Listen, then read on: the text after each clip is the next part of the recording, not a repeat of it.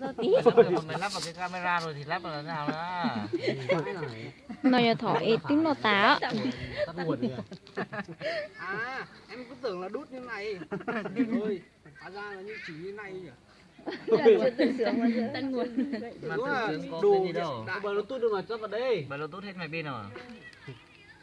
Cái cây này tí mang mày ném nó vào coi. Không, cây này Ơ, từ từ bình tĩnh. cái này dùng Bluetooth mà. Dùng Bluetooth nhưng mà Cái chỗ của đi em không có để nó đâu em buộc mình lên đấy. Đó.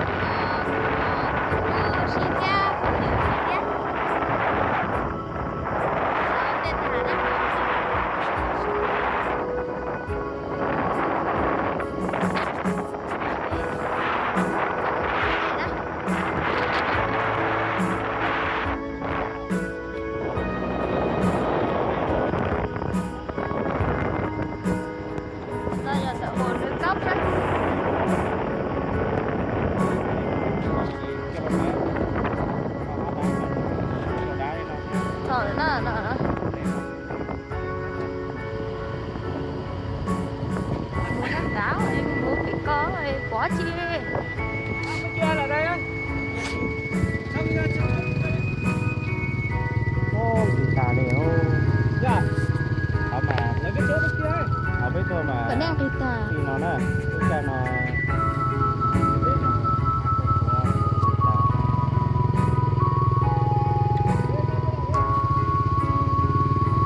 cho nó mấy một chỗ nó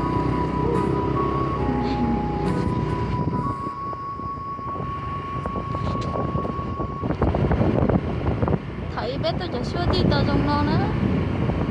cái đường kia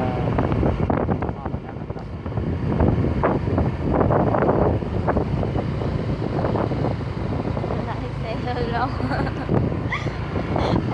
Bớ lại xe. Hả? Ô, cái cảnh này đẹp. Đấy. Cảnh này đẹp. chứ cho nó mấy một chỗ nó nè mấy một tỏ cho hắn tông này mua khâu để mấy chị ọt nó cho nó ở xí theo mấy một học bia nó chỉ thế nè Chỗ này. tao nó chỉ do tuần tu một nhỏ nó này nó dám tu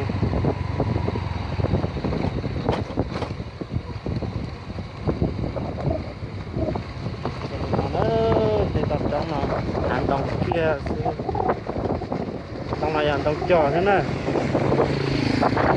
cái hàng đồng thì tê tí cái này hàng đồng trò thế mình này còn núi tên chảy nó Rồi các bạn đây là đá thế ở phút ra là tôi muốn chơi luôn.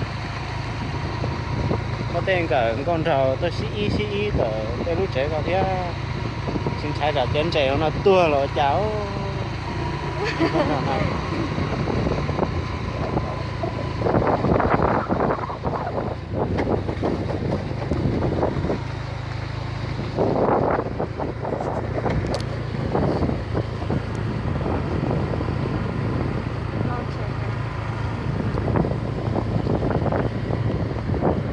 cho lấy chai cái lúc chết ở đây tao mà như ở tôi xí thế này nè tôi xí để thật thật nè Lấy cho chị tôi chỉ ở tí nói ấy. thật thật nào lấy một lượng cao thế mà lấy tôi xí thế nào một khát tư của tao sẽ tiền Hả? một khát tư của tao mà Để mình vào cái chỗ này mà đi đâu lên con của tao mà Đấy, chưa đi được mà. Trên thế. hai luôn không à Một con phải cái lúa in này. Con đó đó. mua tàu Con đó cũng như ấy. Tôm này. À một khổ môn đó cũng chỉ tao mua đua đi nhá Đấy là hai mươi tức một con đó. Cái con đó thọ phết chia đó. cũng chỉ tao thiết đua đi à Cái chết cẩu xanh chớ. Ở cái cẩu xanh như nào. Cái chán đông như nào. ô là thì tao phải một tàu thế nào giờ bé thiết rồi nó chỉ bông nhẹ một thiết tao bông nhẹ thì bé một thiết tao không bông nhẹ rồi đó là hải ly họ vẫn như họ giống mùa bé một thằng có tao tiểu trên những chỗ có lệ thì có lòng trâu san thủ bắt đây thì có còn đào nữa và có tới một cái chế họ chỉ nói họ cái mùa này nè cái chế một tổ chứ mà cái mà xiên ra là cái lưu chế cột xe nè một rồi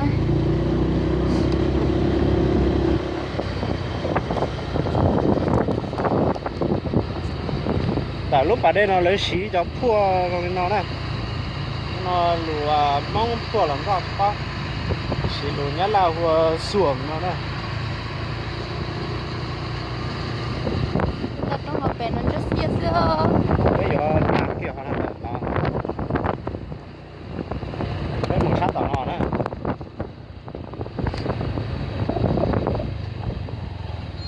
đó nó là yếu nhiều nó bây giờ nó là hàng gì đó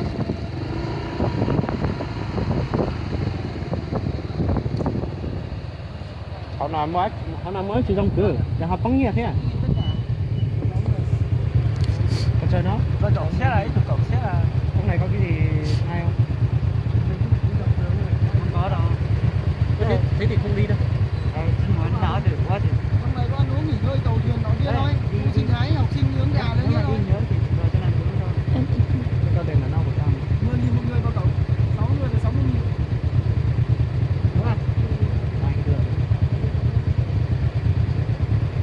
còn nó là địa ý thủ cỏ xanh nữa anh yên được đây trò lên trò chọc xanh Không vào à? cũng như này anh yên được đây chị ơi đưa đây anh đưa đây rồi chị đưa họ cho em Đằng nào mà con đi rồi mà không vào đây thì ngồi ở đâu?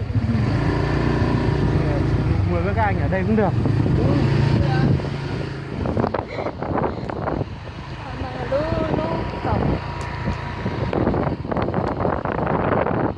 anh để nó mà khẩu kế thế sống nó đùa thì múa thì à thì có sát thì biết qua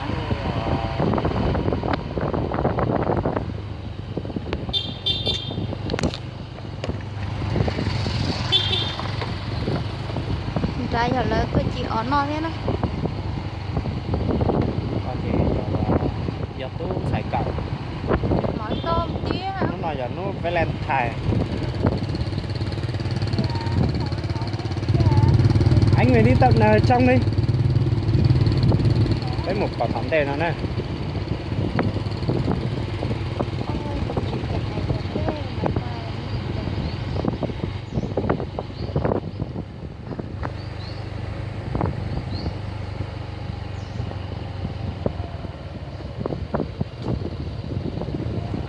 lúc bán đây nó có ra bể hóng đây có lấy mua và lấy dù tao giải chia xử lý vào nát cá đây lia chó tiếp tài con tao giải chia 2 trăm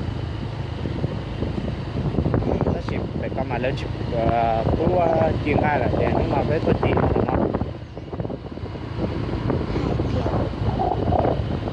mỗi chống tờ nó là tôi chỉ chống tờ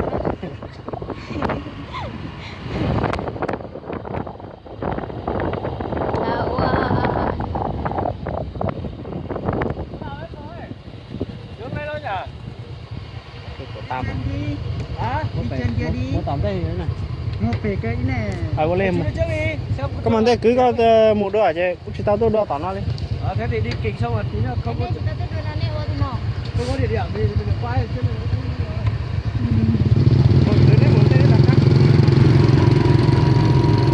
Họ nói là hai tiền cậu một cái tàu sao kia hả?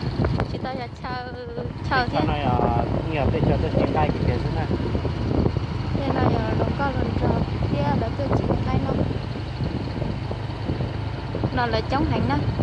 Chỉ cho nó làm và lên thải là tôi cho lòng cao tôi oxy tê ở đây nó chống cả.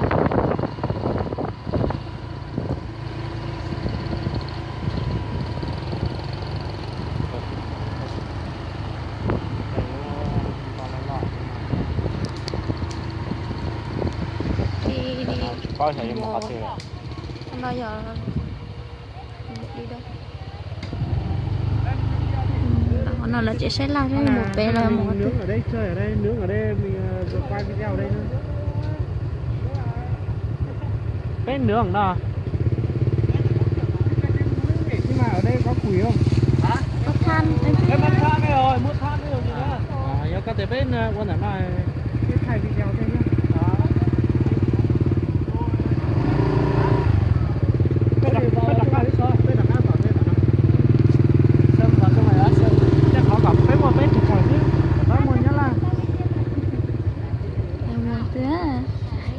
có khó tiêu thụ đắt. Thế là cho nó lo nó thì